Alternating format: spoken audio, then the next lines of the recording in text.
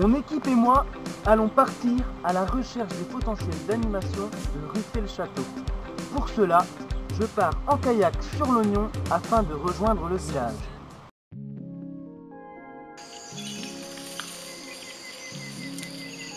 Lors de mon superbe parcours sur l'Ognon, j'ai vu un héron cendré, un martin pêcheur aussi, des nénuphars, des roseaux phagmites, plein de choses. Nous voilà maintenant arrivés dans le village. Nous allons donc continuer notre parcours à pied maintenant pour découvrir Ruffet comme jamais. Tiens, salut Boris! Alors, t'as trouvé quelque chose dans le village? Ah, salut Mathieu! Oui, j'ai trouvé quelque chose. Là-haut, il y a un superbe château. Ah, super! Mais d'abord, regarde par là. Il y a un superbe paysage également. Regarde, il y a un bois. Ah oui, tu as raison. On aperçoit aussi le premier plateau au-dessus des marais de Saône. Oh, on peut voir aussi une roselière et une haie. Mais regarde!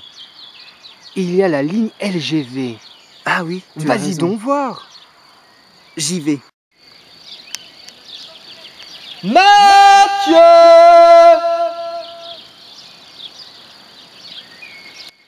Oui, Boris!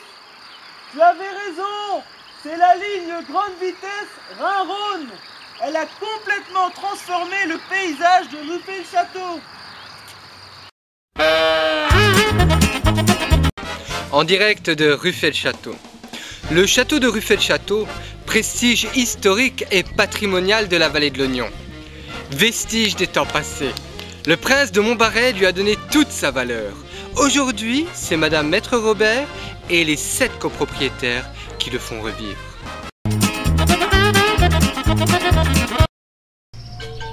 Nous voici devant la lagune de Ruffet-le-Château, un moyen naturel de traitement des eaux. Ce lagunage naturel a été construit en 1991 et est prévu pour plus de 400 habitants. Monsieur Brusset en est le responsable. Ça marche, c'est bien. J'ai le sourire. À Ruffet-le-Château, quand vous tirez la chasse, c'est ici que les eaux usées arrivent. Puis dans ce premier bassin sont retenus les résidus flottants. Ça sent pas très bon. Il reste enfin 3 bassins d'épuration des eaux avant qu'elles soient rejetées dans l'Ognon.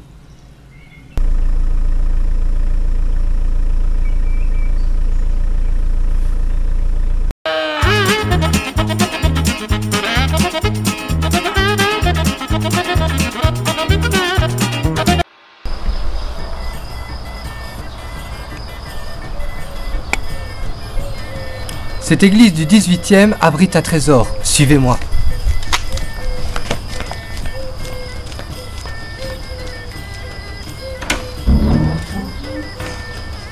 Le trésor, le couple des Duvergier, les seigneurs médiévaux du XVe siècle.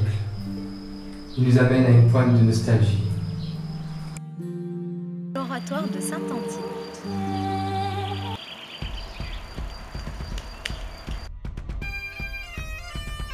Nous sommes devant l'oratoire qui a été fait en hommage pour Saint-Antide par les habitants de Ruffet-le-Château.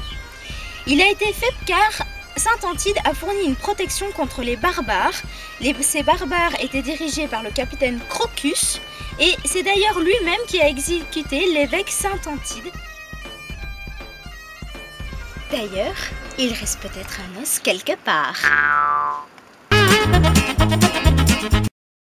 Au ruisseau de Recologne, découvrons une fabuleuse biodiversité.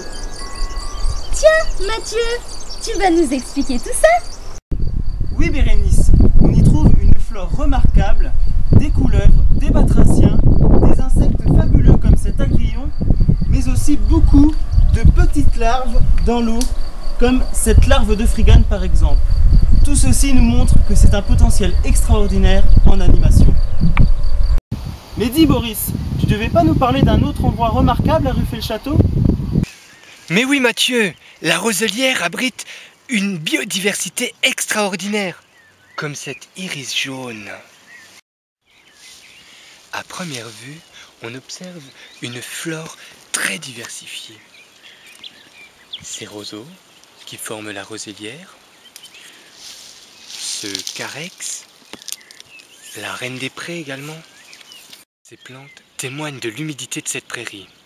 Évidemment, La flore ne va pas sans la faune. Et si l'on s'approche de plus près, on peut y entendre un tout petit oiseau qui s'appelle le phragmite des joncs. Il fait un tout petit bruit de mitraillette lorsqu'il chante. Regardez ce magnifique paysage! Et si l'on se promène dans cette prairie, on peut y entendre le coucou!